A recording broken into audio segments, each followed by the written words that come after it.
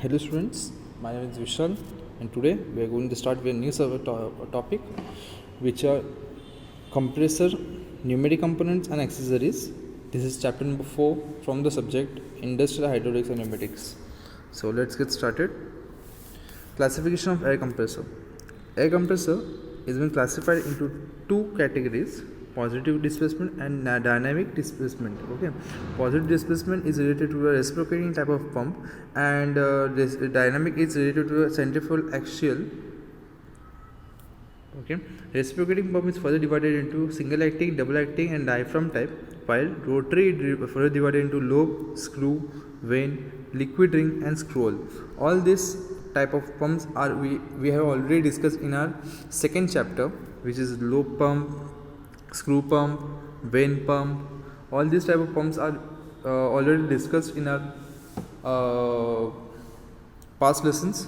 So we will move further to our next topic. The construction and the working of the pumps are all the same, but only the fluid which we are going to use in this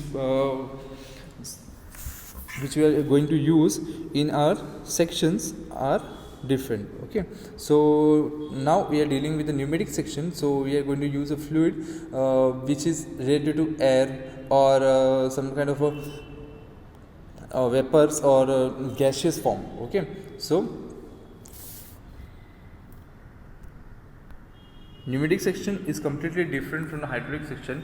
Both the sections are differs from the pressure variations and also from the fluid which we are going to use. In hydraulic section, we are going to use the fluid related to the streams and other kind of fluids. But when I am talking about pneumatic, we are going to use compressors, and also the fluid will be air. So basically air is freely available in the atmosphere, and we have also discussed about this too in our first chapter. So we will move to our next topic, which is positive displacement compressors. Okay, positive displacement compressors works by drawing air into the compression chamber through an intake and mechanically reducing the volume of the chamber through motion until a set pressure is released. Okay, means for example I am having a piston. Suppose I am having a piston. Okay, it is having two ports. One is for inlet, means suction port, and the other is a delivery or the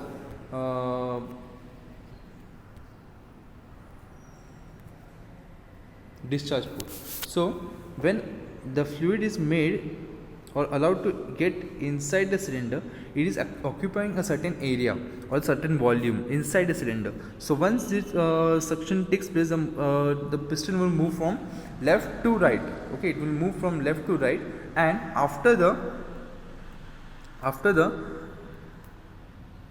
attainment of the TDC, once the piston has been touched the BDC, bottom dead center, it will move in the forward direction, which is from right to left, compressing the complete fluid which is inside the cylinder.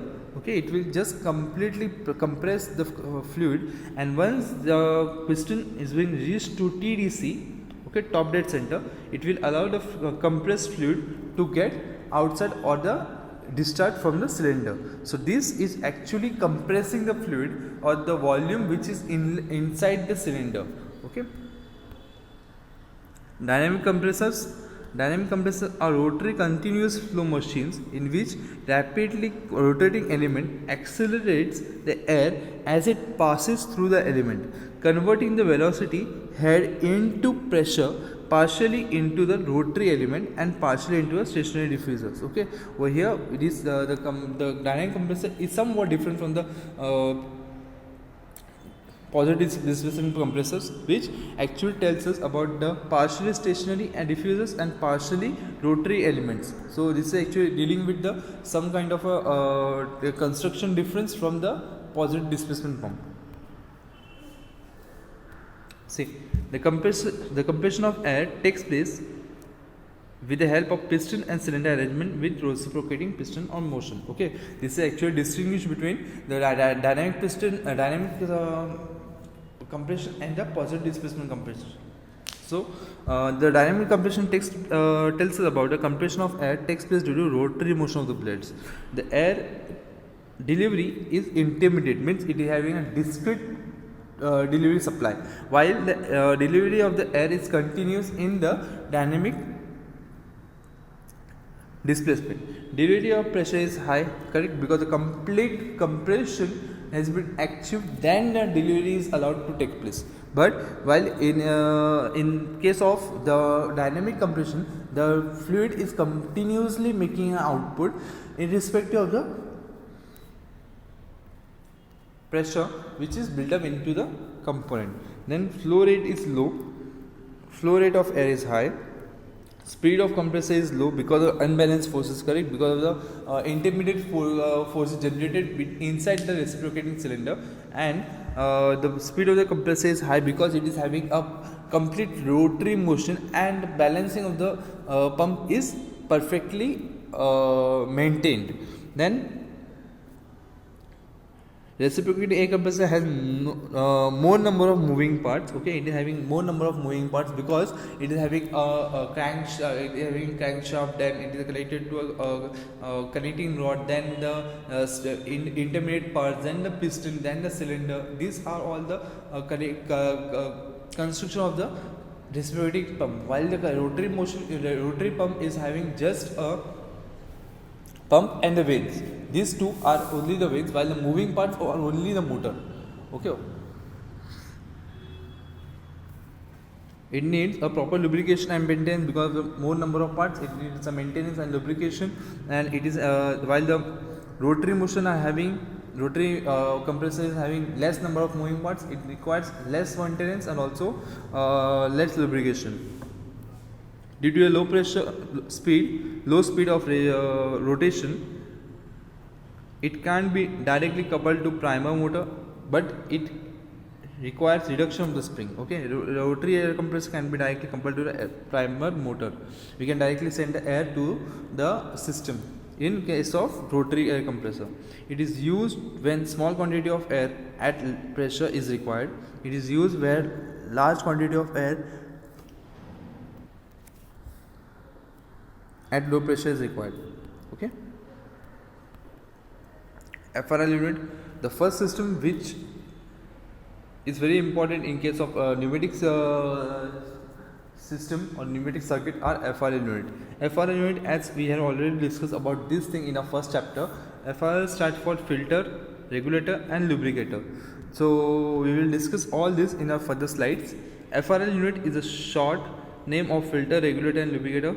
It is used to capture moisture from the compressed air, regulate airflow and pass the lubricated air. This is the three main important functions of the FRL unit, which is very important in case of pneumatic systems. Okay, this is the original construction of or look-alike system of FRL unit. Okay, air filter. The first component of FRL unit is filter, which is actually having a construction like this, as shown in the image. The fluid gets it, the air. Okay, the air gets inside from here. Okay, I will explain it in as much as.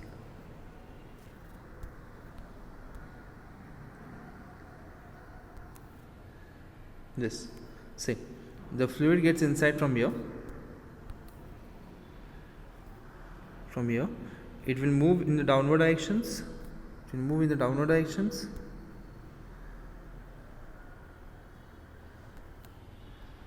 Like this. Okay, once the fluid gets inside the component, it will start moving upwards. Okay, it will start moving upwards. It is having sand or porous bronze element in the middle of the construction, in the middle of the filter, which actually removes the humidity or removes all the other kinds of extra impurities from the air, and which allows only the pure dry air to pass through the porous element and move further. Okay, the atmospheric air will enter from here. It will move inside this, and then once it is clean and dry, it will move upwards and then out.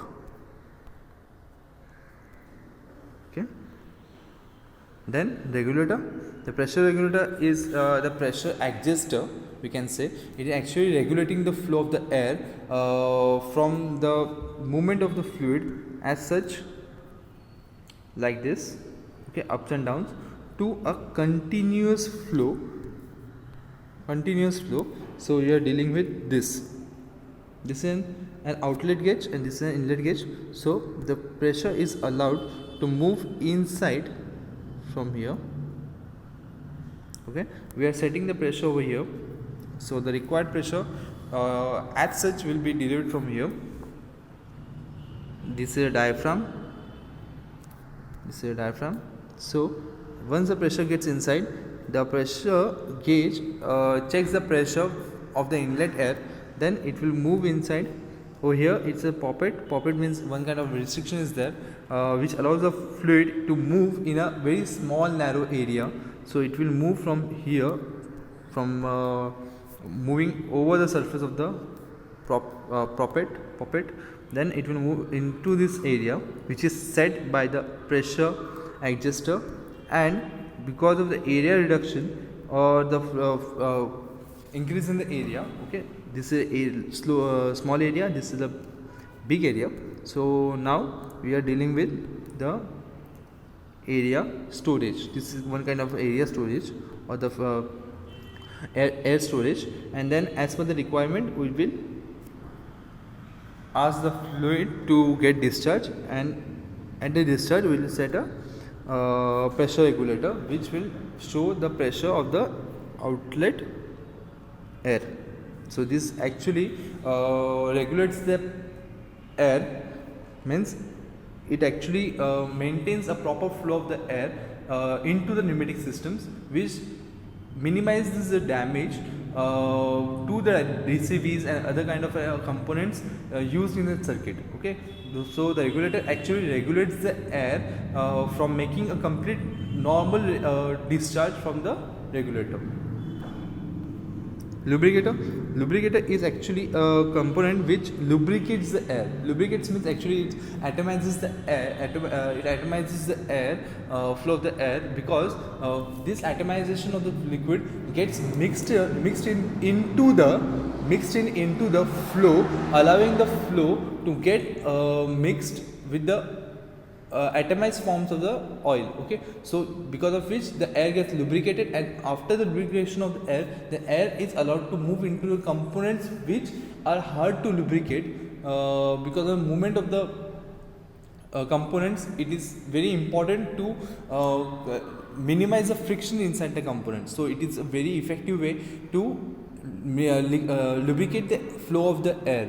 Okay, because the air is going inside the components and it will lubricate completely the component from the inside way. Okay, so in this construction, the inlet is from here. Once the inlet is been done, the flow or the oil is in the atomized stage is made to flow, or it is sprinkled on the flow of the air in atomized form, which allows the oil to get mixed up with the flow, and hence because of which the oil in atomized form gets mixed with the flow of air, and then it will move in the downward directions. Okay, and because density of the air is more, it will move upwards and then outward. Okay, this is the oil reservoir, this is the pump. Okay, and from here, in the atomized form, the liquid or the oil will be sprinkled upon the flow of the oil. This is the variable flow control valve with built-in check valve. Okay, this is a flow adjuster. So this is the inlet. Because of reduction of the area, the pressure will be built up. Then the flow will be allowed to pass as per the requirement of the air. Okay, as per the requirement of the air. So this requirement will be adjusted over here. Then the flow will be allowed to pass from here. But because of the reduction of the area, after some time the pressure will be built up, and because of that pressure this check valve will be compressed. Okay, the spring in this check valve will be compressed and allowed the extra fluid to pass through it. Okay, so this is the check valve which is actually preventing the component to get from the damage of the extra pressure. So once the extra pressure has been built up, the check valve gets activated and allowing the extra pressure to get passed through it, and removing the extra pressure and making it in a normal way.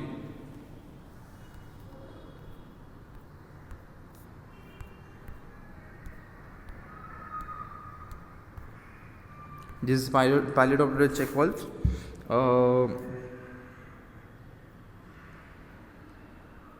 See, this is the inlet and this is the outlet. This is the adjuster and this is the second adjuster. These two are linked using this shaft. Okay, once I'm adjusting this adjuster. Okay, because of this adjuster, the shaft will move in the upward directions. Okay, shaft will move in the upward direction, and also with the use of the inlet fluid. Okay, once the fluid has the power to lift that adjuster, it will just lift the complete adjuster, and this shaft gets in contact with this surface, and because of this contact it will lift this poppet up, allowing the fluid to pass from here to here. Okay, and once it will get in contact with this poppet, it will lift the poppet upside and allowing the fluid from pass through the inlet to the outlet. Okay, this is the check valve symbol, pilot operated check valve. Pressure relief valve.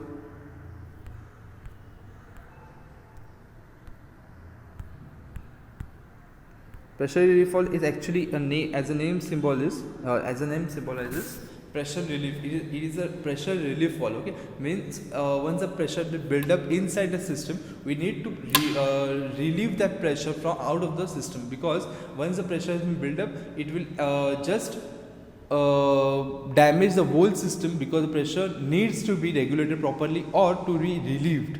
Okay, if the pressure regulator is not working properly, we need to relieve the pressure outside the system. So we are using this pressure relief valve in that case. Okay, so instead of damaging the whole system or the whole circuit, we need to release that pressure out.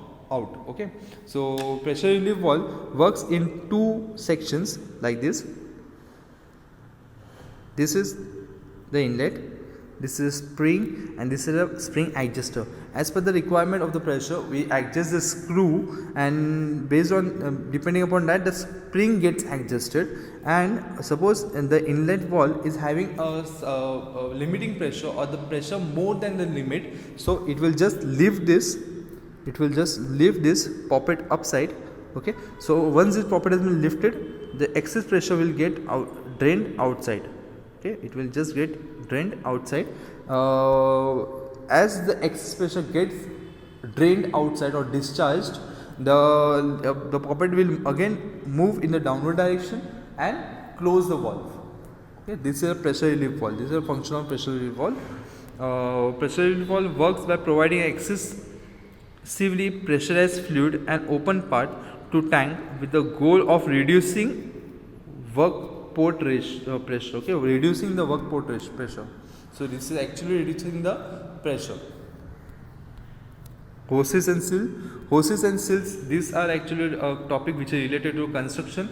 Hoses are this type of seals. Okay, this type of connectors which are we are using these connectors for connecting two joints or the components.